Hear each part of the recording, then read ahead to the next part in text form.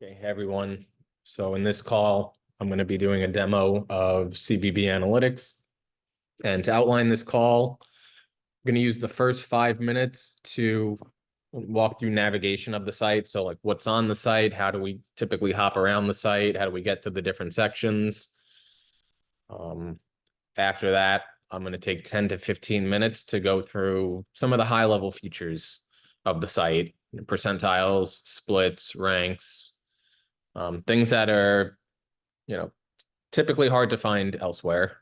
And then after that, I will hop through different pages on the site. We won't get to all of the different pages on the site in this demo, but we'll try to touch on, again, some of the features and pages that CBB Analytics has that a lot of other sites aren't going to have. Going to use Caitlin Clark and Iowa Hawkeyes as the team for this demo. And right out of the gate for navigation in the top right here, this is global search for the entire website. So you can search teams, you can search players, you can search conferences as well. Like do kind of Big Ten Network. I could search Caitlin Clark.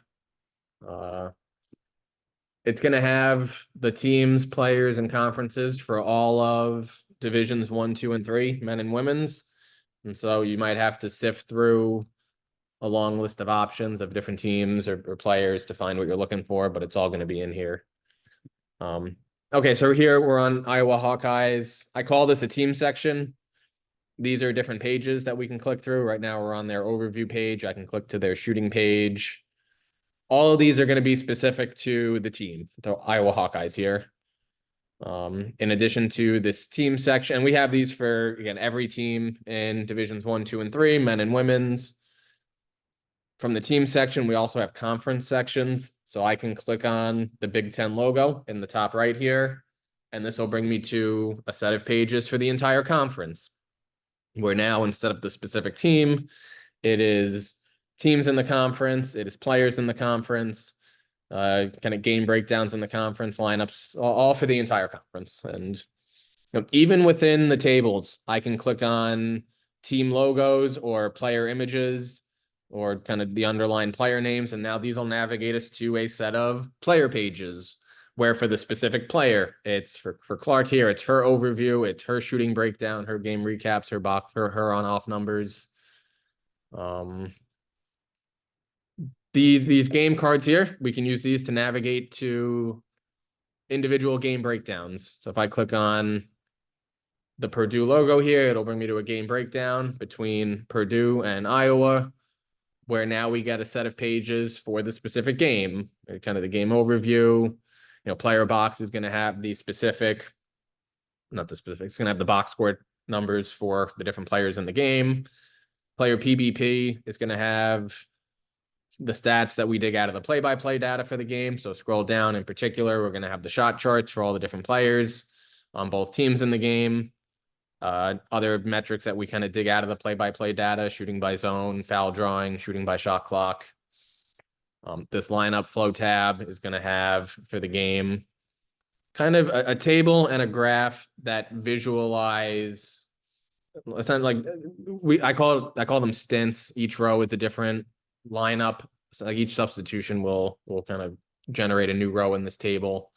Just kind of visualizing like the flow of substitutions and kind of how they went. These graphs below here, this is showing the plus minus. So for example, Abby Ellis here, she played the entire first quarter. Purdue was minus 11 in the first quarter. You kind of get the idea. To come back to the team page for Iowa, I would click on the team. You could search up here. If I was the default team on the account, you can use this drop down here to click on Iowa. I oftentimes use these logos in the top corner. And I mean, that already is a strong high level of the different sections where we have the team sections, the conference sections, the individual game breakdowns, and we have the individual player pages.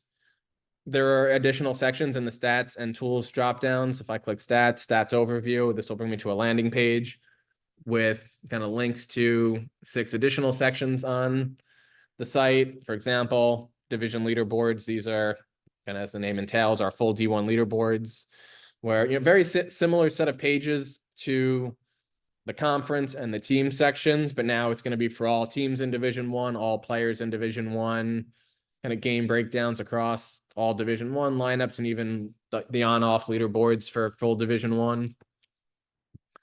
Tools overview. The tools are, like one-off tools for kind of creating different visualizations. Shot charts app for pulling shot charts for whatever team you want. Team scatter app. It's a tool that lets you pick the X and the Y axes and then kind of focus on different teams and for example, pick the different metrics you want to include on the X and Y axes. Essentially create your own scatter plots. Same thing with the player scatter, where instead of teams, it's for players, but create your own scatter plots. Kind of create your own bar charts tool, a comparisons tool for kind of comparing different players and teams across different seasons. DIY shot charts app, more for like if a team has practice data and they want to create their own shot charts where they input their own numbers to create their own charts. Different tools like this here that you can kind of check out. So to come back to, for Iowa, I'll search Iowa Hawkeyes. And again, the kind of the last way to navigate besides what I've shown are the drop downs here, where whatever the default team on the account is, if it's Iowa, it's going to be Iowa here and their players. It's going to show the Big Ten here and then opposing teams in the Big Ten Conference. The default team on this account is for Stanford, and so it's showing their players and other teams in their conference. But that's navigation at a high level. We try to make navigating around the site really easy. I know that a lot of people are using the site professionally, teams for scouting, for kind of like it's a tool that a lot of folks use in their day-to-day work life, and I'm trying to make it such that it's enjoyable to use and easy to kind of navigate around as well. Okay, so turning the page, that's navigating the site. Next, on what are some of these high-level features that I was alluding to that I think CBB Analytics does, either at a high level or better than a lot of the other sites out there. And the first one that really jumps out are the percentiles. We have percentiles for pretty much all of the different stats on the site. This is a team page, so it's percentiles compared to other Division I teams. On player pages, it's like player stats compared to other qualifying players. On lineups, it's kind of lineup stats compared to other qualifying lineups, game stats to game stats, on off numbers to on off numbers. You get the idea. Here, so just an example. And so why are the percentiles so important? Why do we love them? Why do we have them across the entire site is twofold. One, they help a ton with interpreting the different numbers, and then two, with kind of communicating the numbers. And for example, turnover percent, Iowa on the season, they have a 16.1% turnover percent. Is that good? Is that bad? How good? How bad? It can be really hard to keep track of, for every different metric on the site, what is good and bad and how good and how bad. With this example with turnovers, most coaches, fans know that 20 turnovers in a game is a lot. 8 is a low number, but like, what is a 16.1% turnover rate? Well, with the percentile, we can see very easily that I was in the 90th percentile. So they do a very good job of not turning the ball over. They're in the 90th percentile. Essentially, they have a low turnover rate compared to the Division I average. They're elite at shooting the ball. They're 58.5% effective field goal percentage, is either first or second in the country. And we could actually, so division percentiles, we could toggle to division ranks where everything will update from percentiles to ranks. So I can see that they are second in the country in effective field goal percentage. When we switch to ranks, the color scale is a little bit different. Like the middle is a yellowish color instead of a white color. This is kind of just to remind you that you're looking at ranks instead of percentiles. We also have conference ranks, which are ranks within the conference for the Big Ten here for Iowa. So yeah, the percentiles are huge. So again, one, interpreting the numbers, and two, communicating them. I wouldn't even tell a coach our turnover rate is 16%. I would almost always, we're in the 90th percentile, we're really good at this, or We're in the 60th percentile at offensive rebounding, so we're slightly above average, but in reality, we're pretty close to the league average at offensive rebounding. We're elite. We're an elite offensive team. We're an above average to solidly above average defensive team. It just kind of changes entirely how you can communicate these numbers to coaching staffs, to fans, in a way that I think is really powerful and almost essential. Like, I find it very difficult to utilize websites that don't have either ranks or percentiles. The stats without them, they lack context in a way that is, I think, like really problematic. And kind of to even make it tougher, like what is a good effective field goal percentage will differ from men's college basketball to women's college basketball to the NBA to divisions 2 and 3. And so, like, with this sliding scale of like what is good and bad, it like these ranks and percentiles are essential. And we didn't come up with this idea. I mean, Pomeroy on KenPom, he has ranks for most or all of his stats for kind of players and teams. And I mean, for all the reasons I've already outlined, it just makes a ton of sense. The second high level feature is all of the different splits that we have on the site. Right now, we're looking at numbers for the full season, but we have splits for kind of last 5 games and last 10 full season, in conference and non-conference, postseason when we kind of get there, home, away, and neutral games, stats in games won and lost. We have clutch stats. For clutch, we define it as last 5 minutes of a game or overtime with the score within 6 points. So I think the NBA uses 5. We use 6. A kind of 2-possession game is the idea behind that. Stats by quarter, first, second, third, fourth quarter, by half, on overtime. The stats against quad 1, 2, 3, and 4 opponents. We have a date range split. If we select the date range split, it'll create 2 more drop downs here where we can select, maybe we just want to see everything for Iowa after, starting in December. And when we select that, you see right away up top here, not within the date range, the game is going to black out. And the stats in the tables, they just automatically update on the fly. And it can be kind of hard to see if you're not looking for it. But if I switch this again, kind of numbers change, percentiles change for the selected date range. Below date range, we have tournament stats. We have a select your own game split. This is our catch-all split. If coaches, or if you want a subset of games that doesn't fall into any of these other splits, you can do select your own games. And with select your own games, it's exactly what it sounds like. You pick the specific games you want. I will pick a subset of completely random games here, and you hit submit. And again, same thing, kind of stats update on the fly. They kind of unblack out up top for the selected games. Other ones are not a selected game. And it just a lot of flexibility with how to carve up the numbers for different subsets of games with all the different splits. With this single to multi split, we can show different splits side by side. So right now we're looking at last 5 versus the full season. And again, something really convenient about just the way we lay out the information with the different splits, to have a different stat on each row and to have the splits side by side and the percentiles side by side. It's a really intuitive and useful way to lay out the information when you're trying to digest it. And if we're looking at last 5 game stats, I mean, to have that context for the full season, to know if you're improving or getting worse and by how much, is really helpful. Different pairs of splits make more sense together. So I'm looking at last 5 versus full season. You have in conference versus non-conference, home and away, by half or by quarter. And so the ability to kind of pull up these splits side by side in this manner is, again, I think a really intuitive feature that we have here. I'll come back to single splits. I'll come back to full season. The next high level feature, the whole right side of the screen here is opponent stats. What these are this is what teams have averaged against Iowa on the season.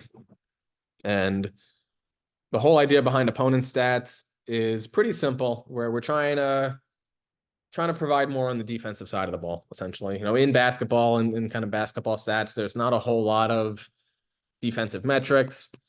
this kind of corner table here, advanced defense, where we have defensive rating, defensive rebounding, steals, and blocks. We look at these numbers as a ratio of how much a team fouls, but that's really kind of all we're able to get from kind of basic stats on defense. With opponent stats, we try to take every offensive number and effectively turn it into a defensive number. For example, free throw attempt rate. Iowa's defense allows its opponents, or Iowa's opponents against Iowa, they have a free throw rate of 21.7%.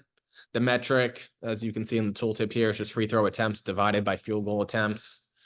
21.7% is a pretty low number. It puts Iowa's defense in the 91st percentile. They do a very good job of preventing opponents from getting to the free throw line. So yeah, that's opponent stats. And we do the opponent stats in a few spots. If I come to the shooting page here, give this a sec to load.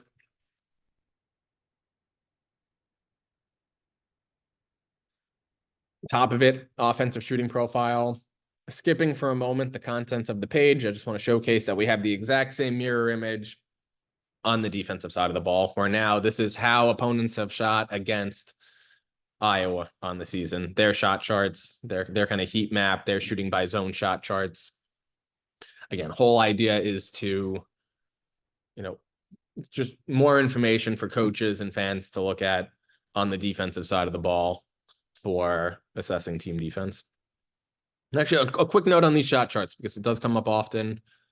For the shooting by zone shot charts, we have a few different kind of ways to lay it out: simple zones, medium zones, where we split up the mid-range, we split up above the break, distance zones if we just care about the distance of the shot.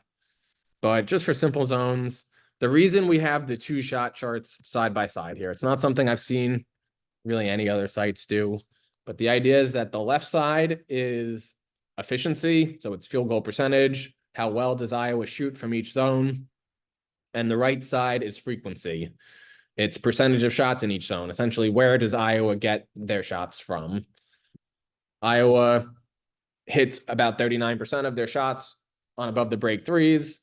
If you look at the tooltip here, the D1 average is 30.8%, so they're 8% above average. So that's why this kind of zone is red, because the color is based on their percentage compared to the Division I average. Whereas on the right side, the 32% here, this is the percentage of their shots that are above the break threes. And again, also red because the Division I average is about 25. You see 24.9% of all shots are above the break threes, and they get 32% of their shots. So that's the reason for the two shot charts. A lot of the times when you see these shooting by zone charts on the website, we're going to have the two of them side by side like this. Last high level feature is that we are trying to make the entire site print friendly and save to PDF friendly. You might have noticed these print buttons. You can also just kind of using your keyboard, Control P on a Windows computer, Command P on a Mac, and it'll bring up, just leveraging whatever browser you're using. I'm using Chrome here, the print and save to PDF functionalities of your browser, and kind of saves it into a relatively neat and organized, for this 1-2 page, call it a scouting report that is just a shooting breakdown for Iowa. And all of these different tabs save into relatively organized 1-2 page PDFs, which, can be very helpful if you're a coaching staff and you're kind of strapped on time. You need to put together reporting very quick for pregame or postgame to be able to do this, to be able to save these pages to PDF and to do it in 10 seconds is kind of a really powerful feature, especially if you're not a power conference team with a giant staff to do more customized reporting. This player profiles tab, while I'm on the topic of the reporting, this was built specifically for coaching staffs, for opponent personnel scouting mainly. I've created these one pagers for players. And so for Clark here, it is kind of her core stats here in two different splits for the full season, last 5 games, her last 5 game box score, top lineups featuring Clark, and then her shooting row here, where again, the two shot charts, efficiency and frequency, and then a table that organizes it And if we click the print button, these save into very organized one pagers for teams. And so if you need to do an opponent scout for a game coming up, to be able to pull these in just a couple of seconds and to look at this before video scout, just to be a little bit more informed going into that video scout. That's kind of the idea behind these. And so trying to make the whole site print friendly. I guess one last high level feature before we start hopping through just a few different tabs is, so this drop down here, stats per game, per 40, per 100. For the team stats, it's not too important, but if I come to the player box here where we just have kind of the box score stats for the different players on Iowa, by default, it's stats per game. Let's pick someone in a bench role. Okay, Taylor McCabe playing 16 game, playing about 10 minutes a game. And again, all of her percentiles are gonna seem not good because she's only playing 10 minutes a game. She's not on the court enough to rack up a lot of these counting metrics to have good percentiles, except for turnovers and fouls, where it's better when these numbers are low and she's not on the court enough to rack up these negative things. So the percentiles will be good, but it's not a clear reflection of her productivity on a per minute basis. And so this is the perfect example of why you might want to use stats per 40 minutes, kind of standardizing it all, where, all right, closer to league average on assists, still doesn't get a ton of steals, but even standardized, we can see that she doesn't turn the ball over much. She doesn't foul too much on a per minute or a per 40 minute basis. And doesn't necessarily mean in a bigger role she would kind of like have these same numbers, but it's a more apples to apples comparison on a per 40 minute basis than it is on a per game basis. Like kind of the inverse with starters or players who get a ton of minutes. Obviously, Clark's percentiles per game, per 40, per whatever are going to be really good, but players who are playing 35 to 38 minutes a game, their per game numbers are typically going to look better than if you standardize on a per 40 minute basis. Okay, so that's a gist of the high level features. Again, percentiles, ranks, all the different splits, kind of the ability to compare splits and how we lay out information, the opponent stats, kind of stats per game, per 40, per 100, building the entire site for kind of cleanness for print and save to PDF. And I'm not even touching on any of the different metrics that we have on the site. This is just kind of touching on a lot of the high level features and functionalities that distinguish CBB from other platforms, that make CBB Analytics just, frankly, like a pretty easy platform to get up to speed with quickly and to incorporate into a team's scouting workflow very quickly. And I think like what differentiates the site more than kind of anything else, including some of the things that we'll look at coming up next. But like that's a lot of the high level stuff we have. Give me one moment to grab a sip of water, and then we'll click through some of these different tabs here. So there are, high level features aside, there are many things on the site, stats that are pretty hard to find elsewhere, things that we're able to dig out of the play-by-play data that I'll get into in a moment.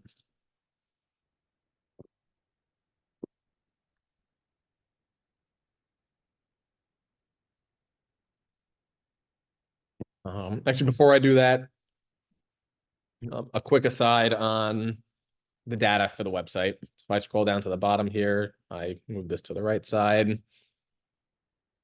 Live stats by Genius Sports. So that's what kind of this logo here. The entire site is powered by one data set, and it's the official box score and play-by-play data from the NCAA and from their data partner, Genius Sports.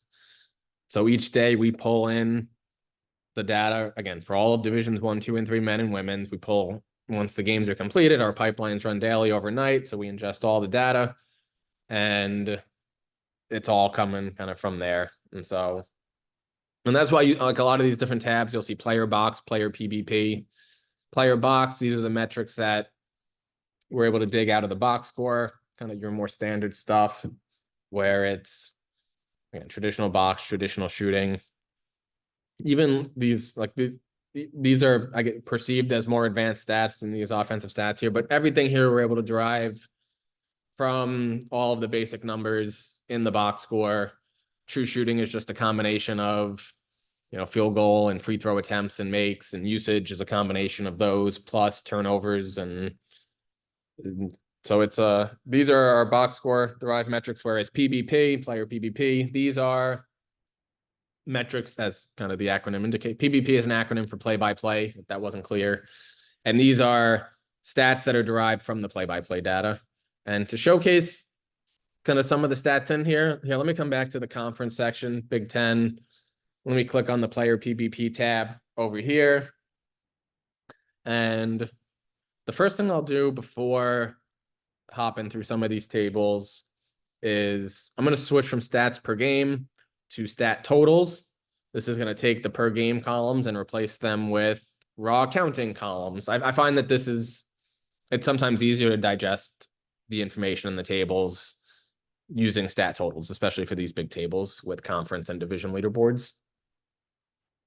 By default here, shooting by zone, these are the zones that correspond with the zones in the shot chart: rim, paint, mid-range, above the break, corner threes, and then a rim plus threes kind of combination at the end. We also have this foul drawing table where, so the columns here are shooting fouls drawn and attempts, which will give us like a shooting foul percentage, which is the percent of shot attempts where a player drew a foul.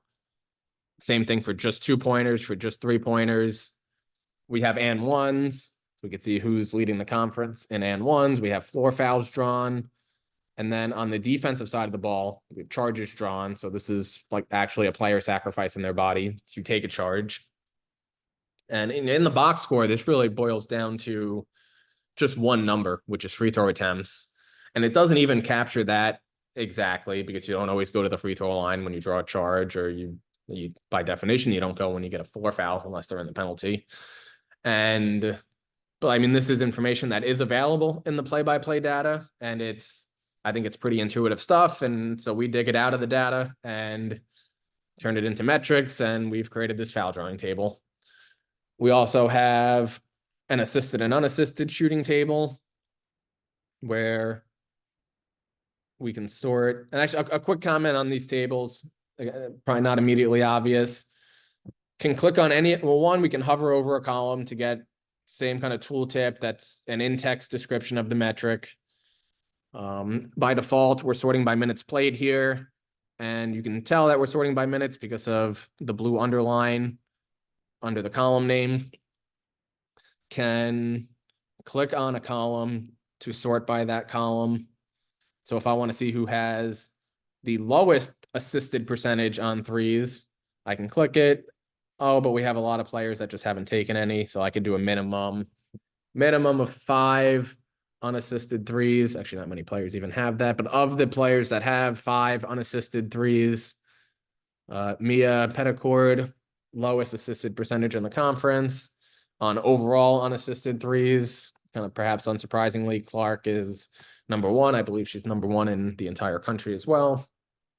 And again, just another example of, in the play-by-play data, we can see if shots are assisted and unassisted. And so we pull that out as insights to include on the site here. We can break up rebounding by whether or not the rebound, well, 1 is an offensive or defensive rebound, but 2 is a rebound off of a field goal or a free throw. And so I can see that Tori Osment is leading the conference her and Destiny Adams are tied. They both have 6 offensive rebounds off of free throws this season, tied for the conference lead. And what else we got? A shooting by shot clock kind of feature. This one we added recently, shooting by shot clock. A few options get added when we select shooting by shot clock. Right now I'm looking at 0 to 10 second interval. So last 10 seconds of the shot clock. Can either do it by zone, or we can do it just looking at 2s, 3s, and all shots. So if I do by zone, then it's these same 5 zones from the shot chart. I'll just leave the 2 threes and all. So who's the best 3-point shooter in the Big Ten in the last 10 seconds of the shot clock? Let's sort by 3-point percentage. And let's say you got to have at least 10 threes in the last 10 seconds. So Rebecca's first at 60%. Clark shooting a pretty insane 14 for 28 on threes in the last 10 seconds of the shot clock. If we want to see for a different kind of seconds interval, we can kind of select this way, 0 to 10, 10 to 20, 20 to 30. If we select a player, I'll select Clark. It'll auto-populate these types of tables where we show all 5 zones and all 3 shot clock intervals in one table. Or I can go Destiny Adams as well, and it'll just kind of keep populating these as we go. And a quick note / caveat on the shot clock. You might have seen this note here. I'll click it, I'll expand it. If you want to read the whole video, you can pause it. But in short, we're kind of approximating the shot clock. It's unfortunately not a column that is available in the NCAA's play-by-play data. The reason for this is I think there's separate like texts and systems at the scorers table. So typically it's the sports info director who is tagging these games, and they're using this software called Live Stats. They have a tablet, they have a tagging software, they're tagging the game for play-by-play data. And it's not hooked up to the shot clock. And so we don't have shot clock in the data, but we are able to get a pretty good estimate of the shot clock. Kind of now I'm just reading the note here, but based on the timestamps of other events, when did the team get the rebound? When did the turnover happen? When did the last shot go in? And so we do have those timestamps from the play-by-play, and so we can use those to get pretty accurate estimates of the shot clock. The reasons that it's not accurate despite having those timestamps, the biggest reasons, kickballs, the last bullet point here, there are no kickballs tracked in the play-by-play data. They reset the shot clock, but we don't know if they happened. And then following a made basket, this is the first bullet here. This is the big one, actually. The clock is going to continue to run. And so the time after the timestamp continues to pass, but the shot clock in the game doesn't reset until the team inbounds the ball. And so there can be, depending on if the team takes 2 or 3 or 4 seconds to inbound the ball after a made shot, can have an impact on our estimates of the shot clock. And so it's not 100% accurate. The bigger the sample size of the data, the more accurate it's going to be. And so if we're looking at full season statistics for players or for teams, it's typically going to be more reliable than if we're looking at one game where it's 10 total shots in the game for a player and 1 or 2 shots potentially being off is going to have a bigger impact on the overall accuracy as opposed to the full season numbers. We QA'd this for a lot of games and found that our estimates were within 0 to 2 seconds of the true shot clock, 95+% of the time. Okay, caveat aside. So yeah, as far as digging metrics out of the play-by-play, this is where we're trying to continue pushing the boundaries with CBB analytics, with the stats we're able to have on the site, is can we continue to dig out useful and interesting metrics from the play-by-play data? We've dug out of the box score what we can, and what we dig out of the box score is similar to what other sites are going to have from the box score. But it's this area here with the play-by-play data where we're able to differentiate a little bit with a lot of these metrics. All right, let me come to Iowa. I'm going to click their logo right here next to Clark. And let me come to the lineups page. So lineups, combos, on, off. These 3 tabs are how well does the team play with certain combinations of players on and off the court. Frankly, I think we do lineup stats better than anyone else in college basketball. We have a few features in particular that really stand out. The first one is, frankly, just the sheer number of metrics we have for our lineup stats. And for other sites, oftentimes you'll see, all right, they got for the lineup, they'll have the plus minus, the net rating, offensive and defensive rating. These will be referred to as points per possession. Sometimes O&D rating, they're just points per 100 possessions. With us, we're computing almost all the same metrics that we have for team stats at the lineup level. So we have the advantage of being able to go into an additional layer of depth. I can see for, presumably this is Iowa's starting lineup. It's their most played lineup here. They are outscoring opponents by 84 points on the season, by 37 points per 100 possessions. They have an offensive rating that is absolutely through the roof. And how are they achieving that? Well, they're shooting the ball through the roof. They're average at grabbing offensive rebounds, slightly below average at getting to the free throw line, but they don't turn the ball over very much at all here. And the combination of a 60+% effective field goal percentage and a turnover percent as low as 12% is enough to power you to, like, 130 is an insane offense. That would probably be the number one offensive rating for a team over the full season.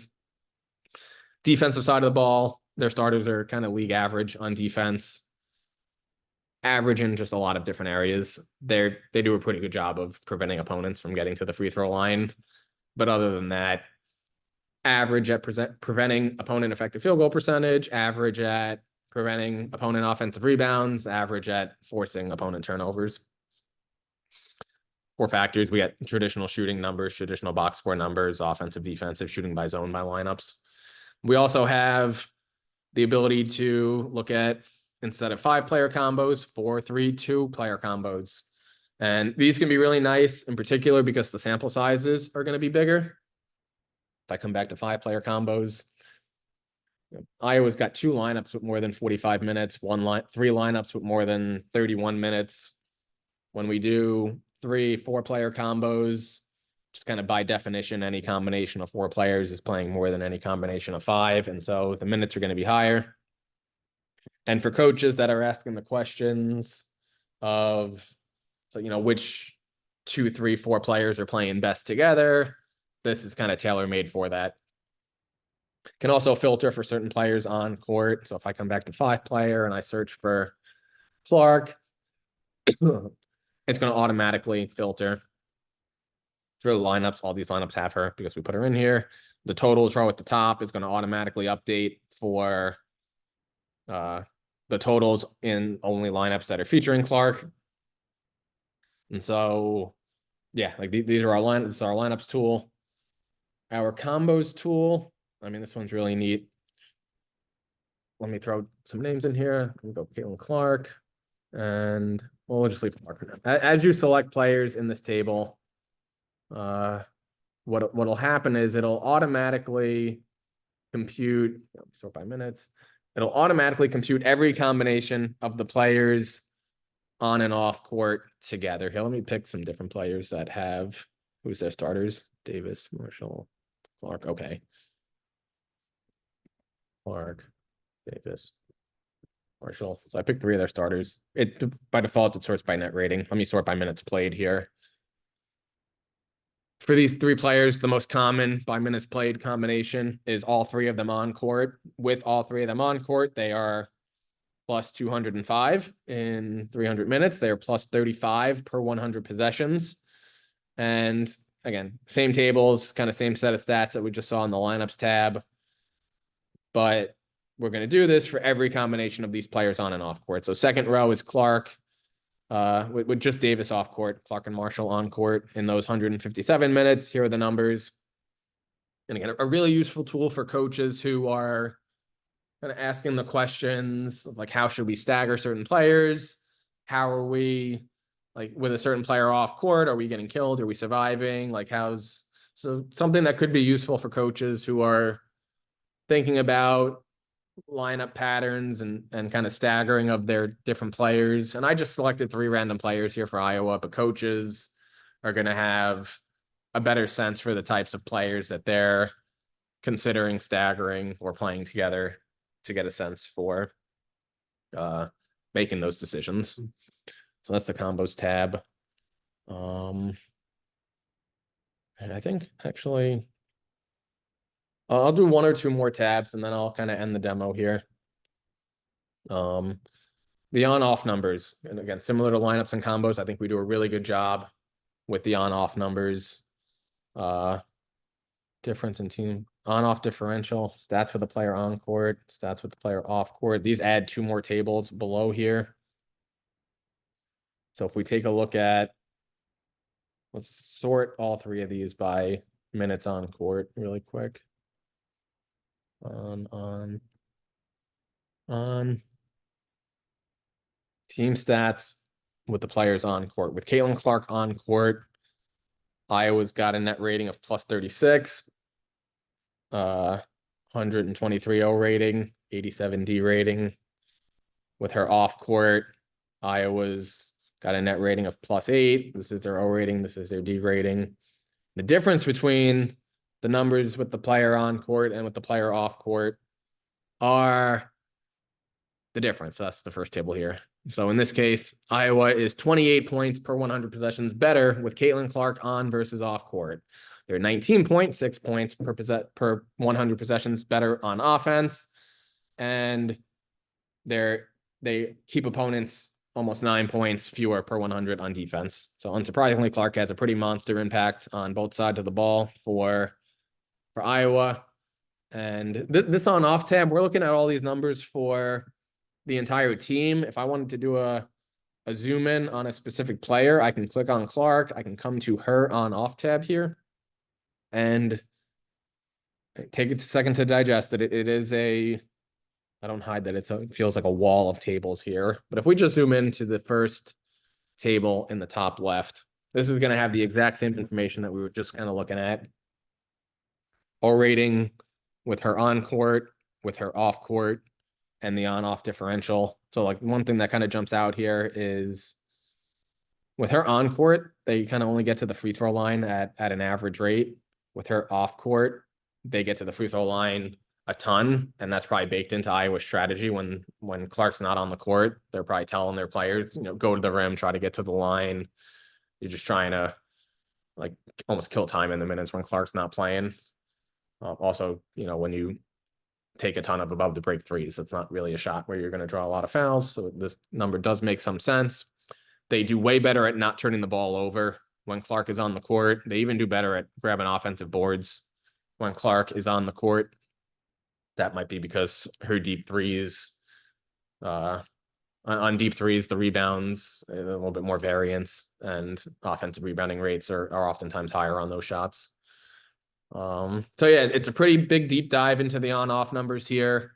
And the point isn't for coaches or for fans or whoever might be using this that you need to look at all these numbers, but it's like when you have a specific question or there's an insight that you want to look into, like what's Iowa's 3-point rate look like with Clark on and off the court? And again, perhaps unsurprisingly, 44% of their shots are threes with her on court, 37% with her off court for a pretty big differential. Like hopefully we have the numbers that you're looking for when there's a specific number that you're looking for.